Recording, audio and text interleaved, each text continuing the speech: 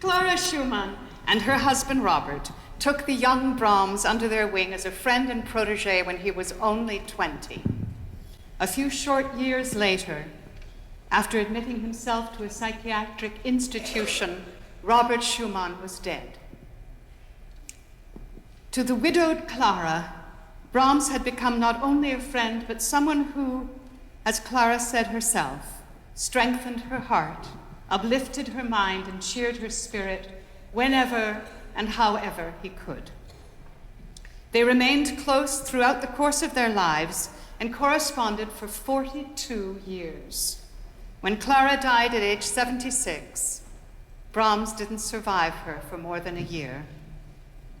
Selecting only 9 letters for this evening's performance was an impossible task. Thank you so much for being here tonight and for joining us for their love story.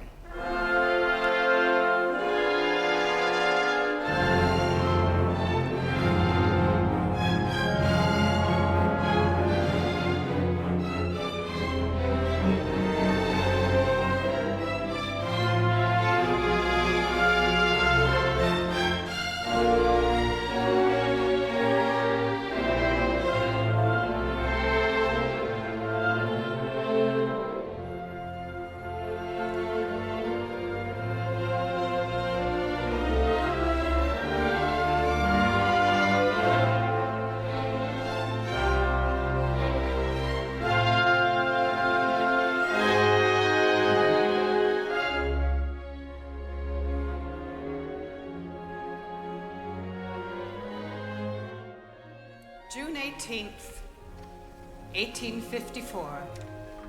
Dear and honored Herr Brahms, your delicate attention has given me very great pleasure. I cannot tell you what I felt when I read the dedication, short variations on a theme by him, dedicated to you. But you knew it already when you were writing it. And so for today, accept the very hearty thanks in writing, which I hope to give you in person when we meet again very soon. I have read through the variations, but reading music affects my head so much that I have not got to know them as well as I should like. I hope, however, to be able to hear it played by yourself in the near future. It is genuine Brahms, and I know you to be both serious and humorous.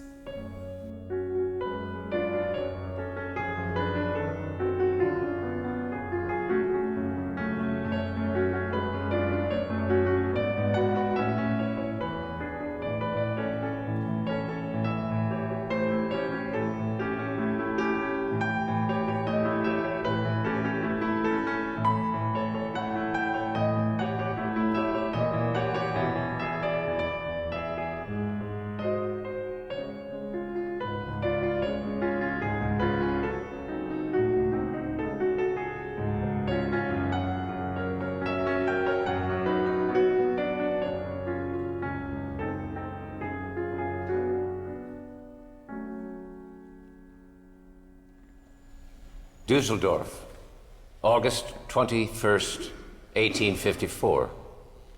Honored Lady, I have received 2 precious letters from you. Thank you 1,000 times for them. You are able by your letters to make me forget for a brief moment that you are far away. Words leave my pen with such difficulty that it would be surprising if my conversation were not more interesting. I would gladly write to you only by means of music. But I have things to say to you today which music cannot express. I am diffident about telling you that I have seen your beloved husband. It seems to me hard that we who stand so much further away from him than you do should see him before you. And I feel that I have no right to this privilege. On the 19th, I was in Bonn and went to Edenich. I spoke to the doctor, and I was overjoyed when he gave me hope of being able to see Herr Schumann. It was about 4 o'clock in the afternoon. Herr Schumann had his coffee and then came into the garden. It was beautiful weather. Your dear husband has not changed in the least. He only seems to have grown a little stronger. His look is friendly and bright. His movements are the same as ever. He keeps one hand constantly to his mouth and smokes in short puffs, as he always used to. His gait and his greeting were easier and more assured, but this is only natural, for his mind is not now preoccupied with any great creation, any Faust. The doctor spoke to him, but unfortunately I could not hear his replies. His smiles and his appearance, however, after speaking, were the same as ever. Herr Schumann then turned to look at the flowers and went further into the garden toward the lovely view. I saw him disappear with a glorious halo about him, formed by the setting sun. I cannot describe what my feelings were during this visit. I trembled violently and had to exercise the greatest control not to call out to him or haste after him. I could not wish that you might have been in my place at that moment, for you could not have borne it. I could hardly do so.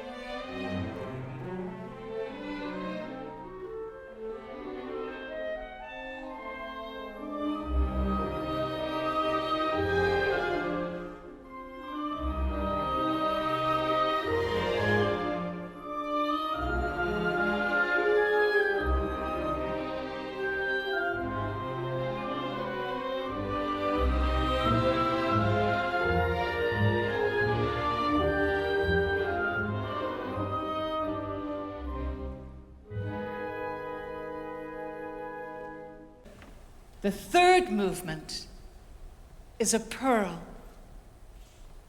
but dipped in a tear of woe. And at the end, the modulation is quite wonderful. How gloriously the last movement follows with its passionate upward surge. But one's beating heart is soon calmed down again for the final transfiguration, which begins with such beauty in the development motif that words fail me. How sorry I am that I cannot hear the symphony now that I know it so well and could enjoy it so much better. This is a real sorrow for me. I shall leave here on the 24th, and if all goes well, shall return for Easter. Farewell, that things may go well with you now as ever is the wish of your Clara.